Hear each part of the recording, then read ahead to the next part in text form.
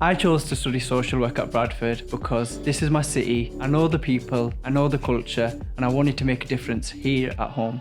Social work offers a powerful blend of theory and practice. You learn about human rights and social justice and how to support individuals and empower them to thrive within the community. Social work is about changing people's lives, making a positive impact, and it's incredibly rewarding to see that change happen in practice.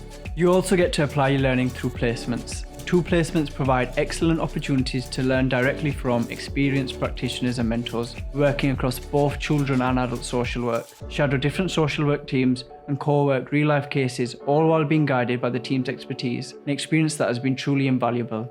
Throughout the course, you're constantly developing as a professional.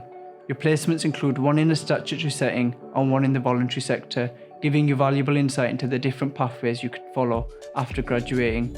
It's not uncommon to be offered a job during your final placement, where you'll also be supported through the application process for registration with Social Work England.